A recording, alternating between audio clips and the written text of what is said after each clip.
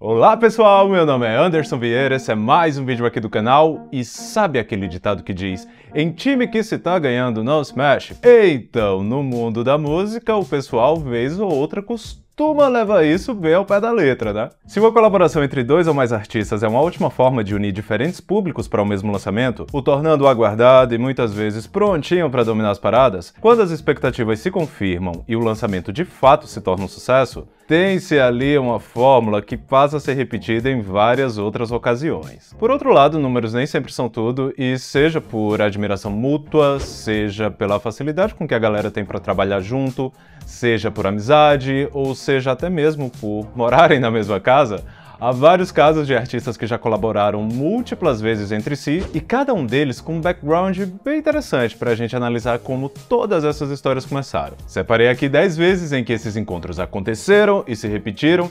Eu acho que nem preciso contextualizar muito, pois eu acredito que, mesmo que intuitivamente, vocês já entenderam qual é a pegada de hoje. Porque, por exemplo, se a gente fosse atentar ao literal, Bruno Mars e Anderson .Paak têm 10 colaborações entre eles com Silk Sonic, mas isso em um contexto diferente do que a gente vai trazer aqui hoje. E para ficar ainda mais objetivo, vamos começar logo aqui então a nossa lista com um caso que evidenciou na semana passada essas colaborações a longo prazo e que resgatou na memória de muitos as várias vezes em que elas já haviam acontecido. Para fazer a Ariana Grande dar um recesso na pausa de lançamentos que ela vem dando desde o Positions, só alguém que ela realmente considera muito, tanto quanto artista como pessoa. E dessa vez cabe os agradecimentos dos Arianators a ele, The Weeknd.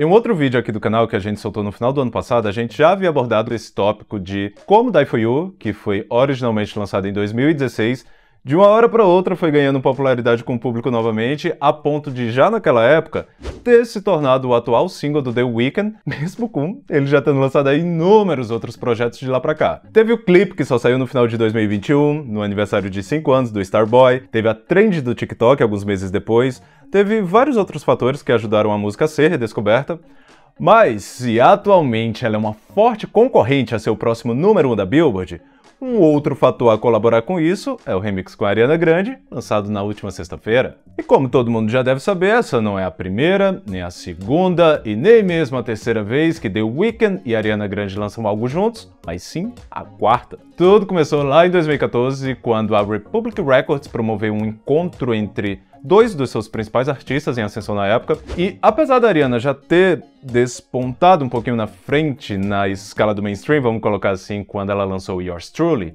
Love Me Harder acabou se tornando algo muito mais além do que um simples cumprimento de regra da gravadora. Na época, a música foi muito importante para apresentar o The Weeknd a um público mais amplo, e foi justamente esse o seu primeiro hit top 10 da carreira. Mas se Love Me Harder é o que ela é, isso também tem muita influência dele, já que quando a demo foi enviada pro Abel, a música era totalmente diferente, com uma outra melodia, com uma outra letra, tanto que, a princípio, ele nem queria gravar ela. Quem conhece o The Weeknd antes de Can Feel My Face vai entender melhor do que eu tô falando, mas quando a demo de Love Me Harder foi enviada para ele adicionou novos versos, colocou ali, deu ali o toque do som que ele estava fazendo naquele momento, enviou de volta para a gravadora e se eles gostassem, aí sim o feat podia sair. E bom, não só aconteceu, como após conhecer a Ariana, a amizade entre os dois se estendeu ao longo de todos esses anos, rendendo também no meio desse caminho mais outras 3 colaborações, sendo elas Off the Table pro álbum Positions, o remix de Save Your Tears, e agora, Die For You. E olha só que curioso, se o primeiro encontro deles veio como uma forma da gravadora unir os talentos em ascensão que ela tinha naquele momento, cada um com seu caminho, os dois hoje são gigantescos por conta própria, mas caso Die For You realmente se confirme como número 1, próximo number 1 da Billboard, esse não só vai ser apenas a segunda vez que eles chegam ao primeiro lugar juntos, mas como também o 7º number 1 para cada um em suas carreiras individuais. Interessante, né? É quase aí um ciclo. E bom, aproveitando esse gancho, vamos continuar aqui então com a Ariana, só que agora ao lado de alguém que com certeza poderia aparecer aqui ao lado de vários outros nomes. Não tem como a gente falar sobre feats e não falar sobre Nicki Minaj, e nesse recorte que a gente está abordando hoje, poderíamos trazer aqui as suas várias parcerias com Drake, que inclui No Frauds, Moment for Life, Only, Sing Green. Essas duas últimas, aliás, que inclui também a participação do Lil Wayne, que olha só, alguém com quem também ela possui um belo histórico de parcerias, que aqui a gente pode citar, além dessas duas, High School, Knockout, Good Form e por aí vai. Só que eu acho que também vale muito a gente destacar essa dupla que ela forma aí com a Ariana, porque aqui a gente está falando de nada mais, nada menos que 6 vezes que elas se reuniram em diferentes momentos. Bem próximo do lançamento de Love Me Harder, aliás, também em 2014 as duas se reuniram pela primeira vez, aqui ao lado da Jessie J no super hit Bang Bang. E se a amizade com a Jessie não durou tanto tempo, a delas segue firme e forte até hoje. Ainda em 2014 tivemos o lançamento de Get On Your Knees, música essa que a princípio seria lançada em parceria com a Katy Perry no álbum The Pink Print da Nicki. Se eu não me engano, tem até a demo na voz da Kate dessa música, porque ela tinha ajudado a compor a música junto com a Nicki. Mas, enfim, acabou sendo lançada com a Ariana. Já em 2016, as duas se reuniram novamente em um outro mega sucesso, agora no álbum Dangerous Woman da Ariana, em Side to Side. E alternando novamente, em 2018 a Ariana participou do single Bad, que a Nicki lançou do álbum Queen. E ainda em 2018 foi a vez da Nicki aparecer no Sweetener da Ariana, agora no single The Light's Coming. Foi aí quase um ping-pong nessas colaborações delas. Participa aqui do meu álbum, ok, agora eu vou aqui, participo do seu. E ainda teve mais uma, nesse caso em 2019, na faixa Bad to You, que aqui foi pra trilha sonora de As Panteras. Dessa vez não foi pro álbum de nenhuma das duas. E que, aliás, essa música inclui também a participação dela, Normani. Oficialmente são essas, mas se eu não me engano eu já ouvi em algum lugar que elas têm faixas descartadas e até mesmo que a Nicki Minaj faz backing vocal na faixa Imagine da Ariana no Thank You Next. Não sei se isso é verdade ou não, não sei se isso já foi confirmado alguma vez, mas independente disso, só por essas outras que a gente já citou, já é o suficiente para Nicki Minaj aparecer em metade da discografia que a Ariana já lançou até o momento. É bastante coisa.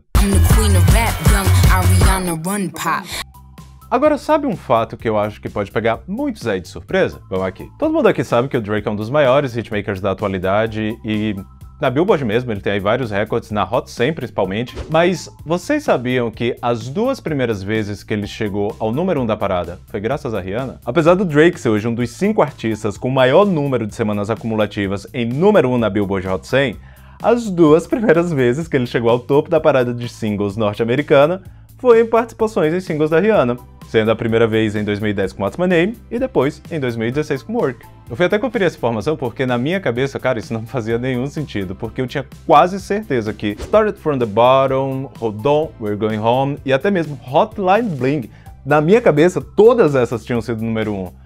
Só que não, na verdade o primeiro single número 1 do Drake solo, ou até mesmo em feat, né, sem ser com a Rihanna no caso, só foi acontecer também em 2016, mas ali já no finalzinho do ano, com One Dance. Óbvio que eu não tô aqui falando que só de número 1 se faz um hit, como a gente sabe, o Drake já havia emplacado vários outros antes disso, vários antes de One Dance, alguns deles, aliás, até mesmo com a participação da Rihanna, como a gente pode citar Take Care, Too Good, o remix de Lemon com o N.E.R.D., poderia ter tido também All of the Lights se ele não tivesse sido cortado pelo Kanye na época, mas, enfim, ao todo já foram aí 5 vezes que Drake e Rihanna lançaram algo juntos. Bom, vamos aqui continuar e, assim, eu não sei se todo mundo já percebeu isso, mas, seja por coincidência ou não, nesses últimos 5 anos, toda a vida que o carnaval tá se aproximando, temos ali uma nova parceria da Anitta com o Zac, e não ironicamente, quase todas elas foram grandes hits. A primeira delas, como todo mundo sabe, veio como parte do projeto Checkmate, quando Vai Malandra foi lançada no final de 2017, se segurando até o carnaval de 2018, e após o enorme sucesso que a parceria rendeu, a mesma dose foi repetida novamente em fevereiro de 2019, com Bola Rebola, em 2020 com Desce Pro Play, e agora, novamente, com o recente lançamento deles em Mais Uma. No meio desse bem bolado, eu acho que a gente pode destacar ainda que Bola Rebola contava ainda com a participação do J Balvin, com quem, aliás, a Anitta também tem uma longa história de parcerias, quando tudo começou em 2016 com Ginza, e que posteriormente foi fortalecida em hits como Downtown, Matica e, mais recentemente, em No Mas. Se eu fiz a conta certa, foram 5 colaborações da Anitta com J Balvin e 4 com MC Zac, sendo eles alguns dos artistas com quem ela mais colaborou ao longo da sua carreira e tendo ao lado dos dois alguns dos seus maiores hits. Mas, se a gente não fosse tão criterioso e incluir aqui uma das interludes do Noitada, Pablo Vittar e Anitta também já possuem 4 colaborações, sendo uma delas, né, a maior de todas, o hino nacional, Sua Cara, mas também Modo Turbo, que foi um enorme sucesso com a Luísa Sonza, E também no Noitada, e mais recente de todas, Balinha de Coração. Se a gente for pegar, tem ainda várias outras parcerias da Anitta que se repetiram. Becky G, Maluma, a própria Ludmilla. Mas já que a gente falou da Pabllo, além da Anitta, uma outra parceira dela de várias ocasiões foi a britânica Charli XCX. Hoje em dia, a Pabllo já acumula grandes parcerias com estrelas do pop mundial, incluindo nomes que vão de Thalia a Lady Gaga.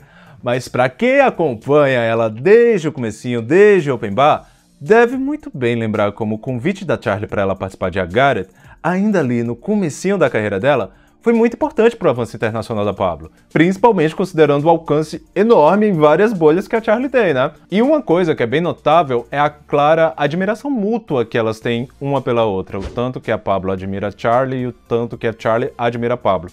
Porque se a gente for olhar, de todas as parcerias que elas fizeram, só uma foi lançada como single, as outras foi realmente assim pra, ei, vem aqui, eu quero lançar essa faixa com você, vamos aí fazer acontecer. E cara, é certeza de diversão quando temos Charli e Pabllo juntas em uma mesma música.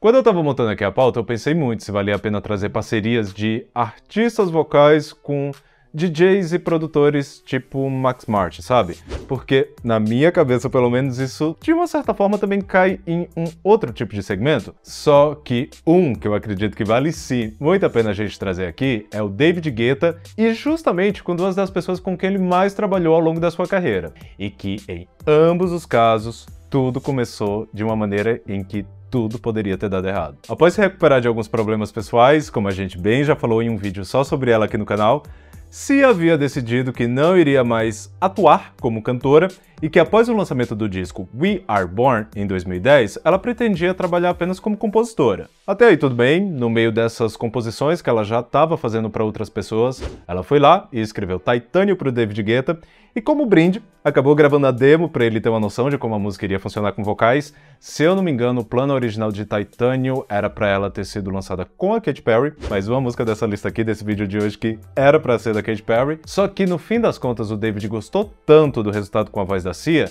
que ele foi lá, isolou os vocais dela, finalizou a produção, deixou tudo pronto para o lançamento, mas sem avisar para Sia que ela iria ser a intérprete. Foi uma luta. Eles discutiram bastante.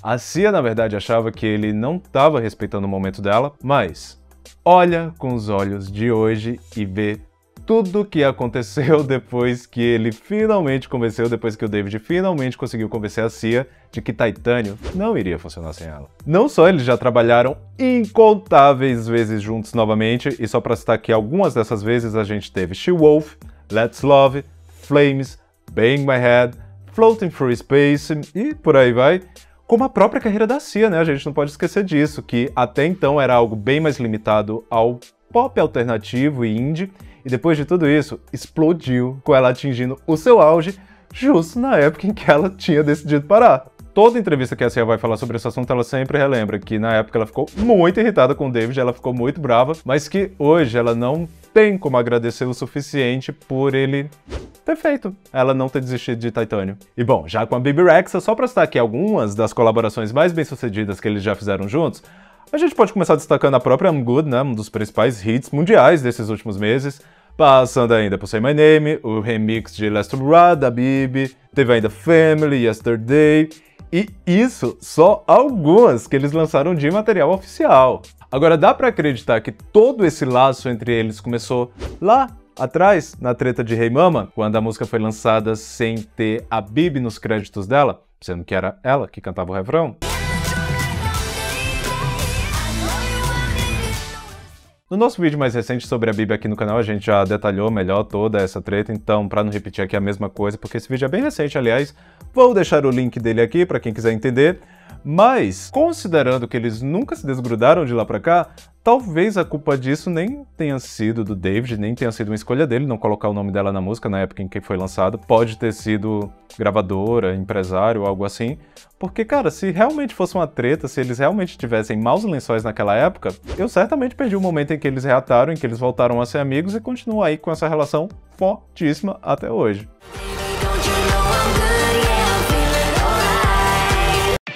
E digo mais, viu? Talvez só não tão forte quanto a deles, desses próximos que a gente vai falar agora. Provavelmente o casal mais poderoso da indústria musical, Beyoncé e Jay-Z. Inseparáveis tanto na vida profissional quanto pessoal, após se conhecerem em um evento da MTV nos anos 2000, ao longo dessas mais de 2 décadas, cara, eu acho que eles construíram tudo que a gente possa imaginar juntos. No começo do vídeo eu falei aqui que não queria trazer projetos paralelos, tipo Silk Sonic, porque na verdade agora que eu lembrei, né, a gente já tem até um outro vídeo só sobre esses projetos alternativos aqui no canal, onde a gente cita o Silk Sonic e também o The Carters, mas ainda que nesse a gente excluísse o The Carters e o Everything's Love, o que não iria faltar são as várias outras colaborações que Beyoncé e Jay-Z fizeram em vários outros momentos. E começando lá do começo, só no primeiro álbum solo dela a gente já teve logo de cara 3, com Crazy in Love, That's How You Like It e Bonnie and Clyde. Essa última, aliás, que na verdade foi lançada no disco The Blueprint do Jay-Z, mas nas versões deluxe do álbum dela também acabou entrando. Já no B-Day também tivemos mais outras 3 faixas em colaboração, com Deja Vu, Upgrade e Welcome to Hollywood.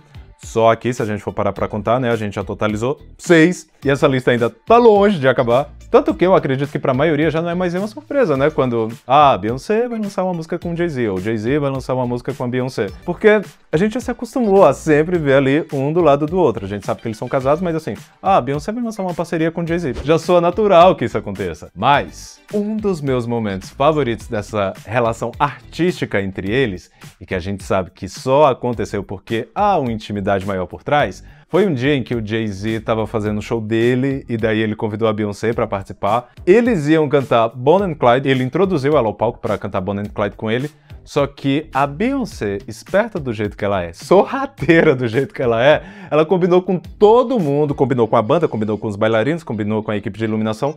Todo mundo sabia que quando ela subisse ao palco era para começar o quê? Crazy in Love. Você achou que ela ia subir ao palco dele para cantar uma música onde ela tem menos versos que o Jay-Z? E é muito engraçado. A parte mais engraçada de tudo isso é que o Jay-Z estava pronto para começar Bonnie and Clyde, né? E, por acaso, Crazy in Love é uma música onde ele abre os versos e ele tá assim com a cara de... O que foi que aconteceu? E daí ele fica ali todo perdido no time do palco. O quanto eu amo esse vídeo, eu não tenho como explicar.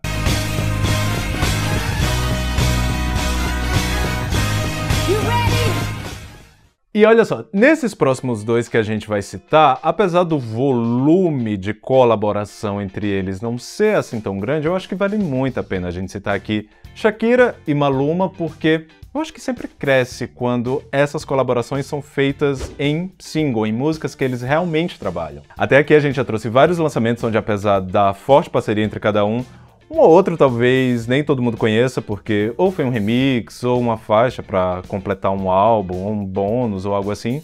Mas as 3 vezes que Maluma e Shakira gravaram algo, foi tudo muito bem aproveitado, com single e clipe, tudo ali bonitinho. Acredito que todo mundo deve concordar que o encontro mais bem sucedido entre eles foi em Chantarre, em 2016, e ainda que alguém discorde, né? Os números estão aí para comprovar o enorme sucesso que essa música fez.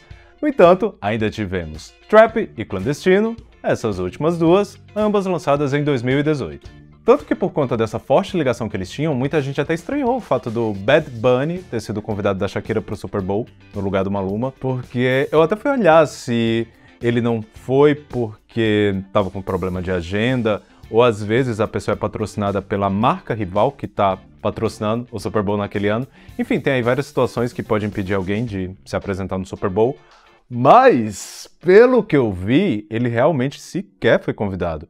Ou, pelo menos, foi o que eu vi a mídia noticiando na época. Se teve alguma outra razão, se teve algum outro motivo, se ele chegou a falar sobre isso, podem deixar aí nos comentários que eu fixo isso, mas eu não encontrei nenhuma informação aprofundada sobre esse assunto. E até aproveitando que a gente falou do Super Bowl da Shakira, que na verdade foi Shakira e Jennifer Lopez, eu tenho uma leve impressão que muitos aí já devem ter aberto esse vídeo com a certeza de pelo menos uma dupla que a gente ia citar aqui.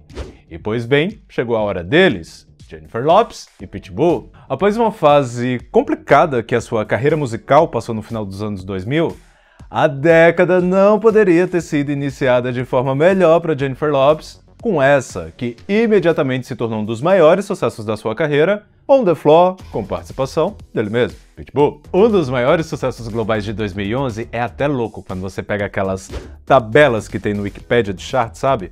E daí você vê e parece que não teve um país nesse mundo em que On The Floor não foi um grande sucesso. E apesar de vários fatores terem colaborado para o êxito da música, o sample de Chorando Se Foi, o clipe, que foi por bastante tempo o clipe feminino, e eu acho que até no geral o vídeo mais visto aqui do YouTube, a super elogiada participação dela no American Idol e entre vários outros, teve realmente muita coisa que colaborou aí para o sucesso da música, mas que parece que a J.Lo se apegou bastante, até com mais força do que todos os outros, foi o feat dela com o Pitbull, e que dali pra frente, até o final da década, se vocês forem contar, praticamente todo verão tinha uma nova parceria deles. Em 2012 foi This Again, que novamente fez bastante sucesso. Em 2013 eles voltaram com Live It Up, essa farofinha que eu gosto muito, mas vamos reconhecer que não fez o mesmo sucesso. Já em 2014, eles estavam lá juntos novamente com o tema da Copa do Brasil, We Are One, e ainda no mesmo ano ainda teve a versão original de Booty, que apesar do single ter sido lançado com a Iggy Azalea, a versão do disco foi mais uma vez com ele. Em 2015, o Prince Royce reuniu eles novamente, dessa vez na faixa Back It Up, que ele lançou no álbum dele, no caso, o álbum do Prince Royce. E apesar de em 2016 ter rolado aí um pequeno intervalo, em 2017 lá estavam eles novamente, dessa vez com a Jennifer participando do single Sexy Body, lançado pelo Pitbull. Essa música que na verdade eu sempre me lembro mais como I Would Like, só que I Would Like é a da Zara Larsson. E agora, sabe o que é que mais me pega? É que de todas essas que eu citei, na verdade só foram as que tiveram maior repercussão. Porque se a gente for realmente puxar, ó, lá de Fresh Out of the Oven, que foi lançada na verdade antes mesmo de On The Floor, a gente ainda encontra aí, ó, várias outras pelo meio do caminho. E assim, sem meme, eu acho que esse é o único caso que se você juntasse tudo que eles lançaram, teria realmente dado um álbum. E que pelo menos uns 3 singles de muito sucesso teria saído dele.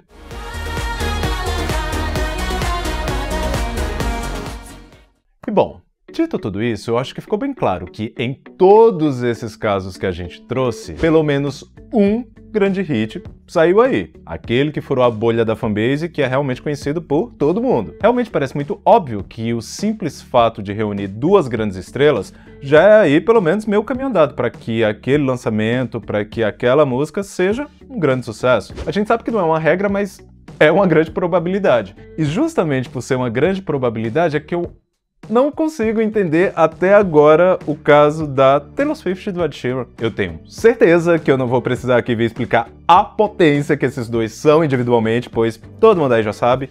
Mas não é curioso o fato de nenhuma das colaborações que eles fizeram passou sequer perto do que eles geralmente costumam alcançar como artistas individuais? Tanto que isso aqui nem é uma comparação com quem a gente já citou aqui nesse vídeo, mas sim com o que eles mesmos lançam. Everything Has Changed passou longe de ser um dos maiores sucessos do Red. Quando pergunta pra alguém, liste aí 3 singles do Red, dificilmente alguém vai colocar Everything Has Changed nesse top 3. Endgame foi lançada como o 3º single do Reputation, mas até mesmo Delicated, que foi lançada depois, teve um desempenho melhor. The Joker and the Queen foi escolhida como a versão oficial, né? A parceria deles foi lançada como a versão oficial do single. Mas, cara, eu acho que é bem evidente, né? Que ela passou bem longe de fazer o mesmo barulho que Bad Habits ou Shivers. E assim, eu acredito que em algum momento eles ainda devem lançar mais coisas, porque dá pra ver que eles são realmente muito amigos de verdade, né? Que eles são realmente muito próximos, e nisso já se vai aí mais de 10 anos. Mas não é curioso ver que eles são tão grandes individualmente, mas quando eles se encontram, todas as vezes que eles se encontraram, nunca